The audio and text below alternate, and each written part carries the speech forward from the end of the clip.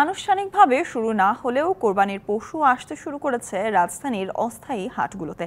বর্তমানে মেরাদিয়া হাটের খবর জানাতে আমাদের সাথে যুক্ত হচ্ছেন সহকর্মী আরিফুল ইসলাম। আরিফ, হাটে পশুর আনাগোনা কেমন দেখছেন, তার পাশাপাশি যদি বলতেন ক্রেতারাও আসছেন কিনা, যেহেতু আর মাত্র 7 দিন বাকি আছে কুরবানির ঈদের, বর্তমান পরিস্থিতি কি?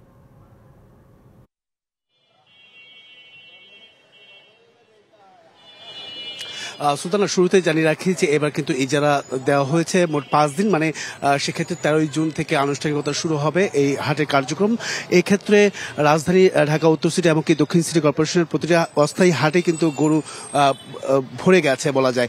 আমি এখন আছি দক্ষিণ সিটি কর্পোরেশনের এই মেলাদিয়া হাট, গরুর হাট। সেখানে দেখতে পাচ্ছেন যে গরুগুলো নিয়ে আসা হয়েছে দেশের বিভিন্ন প্রান্ত থেকে, এবং কি ব্যাপারীরা তারা বলছেন যে এত আগে আনার মূল কারণটাই হচ্ছে ভালো জায়গা নির্ধারণের জায়গা, যেখানে ভালো জায়গা সেটাই আসলে বেছে নেওয়া, এই টার্গেটে কিন্তু তারা এসেছেন। এবং কি ক্রেতার সমাগমটাও কিন্তু চোখে পড়ার মতো, কারণ যে যেভাবে পারছেন আশেপাশ থেকে তারা কিন্তু এসে দেখে যাচ্ছেন বা যাচাই বাছাই করে যাচ্ছেন। দাম নিয়ে আসলে এখনো মোটামুটি চলছে কষাকষি।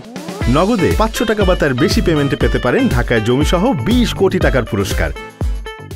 তবে একটি বিষয় জানিয়ে রাখি যে সুলতানা, যে মেলাদিয়া এই হাটটি মূলত কোনো খোলা জায়গায় না হওয়ার কারণে পুরো মেলাদিয়া আবাসিক এলাকার মধ্যেই কিন্তু এই হাটটি তৈরি করা হয়েছে। এই হাটে প্রতিটি বাসার সামনে, বাড়ির সামনে এইভাবে তারা বেঁধে রেখেছেন। তো সেক্ষেত্রে যারা এখানকার স্থানীয় বা এলাকাবাসী তারা কিন্তু সবসময় বলে আসছেন যে এই ধরনের এই 7-8 দিনের যে হাট চলাকালীন তারা ঘর থেকে বের হতে পারে না, এটা একটা দুর্ভোগে পরিণত হয়। এর পাশাপাশি তারা বলছেন যে অনেকেই বাসা থেকে বের হতে চান না প্রয়োজন ছাড়া, তো বাধ্য হয়ে অনেকে বের হচ্ছেন। পাশাপাশি আরেকটি বিষয় জানিয়ে রাখি, অনেকেই কিন্তু বলছেন যে এই হাটের বা এই বাসার সামনে গরু রেখে যাওয়ার কারণে অনেকে কিন্তু ঢাকা থেকে চলে যান বলেও কিন্তু জানিয়েছেন। বিভিন্ন জায়গায় তারা কিন্তু সেখানে থাকার বা বসবাস করেন। তো এই যে দুর্ভোগ তারা দাবি করছেন, বরাবরের মতো তারা দাবি করছেন যাতে করে এই যে খোলা জায়গায়, নির্ধারিত একটি খোলা জায়গা যাতে করে এই হাটটি পরবর্তী বছরে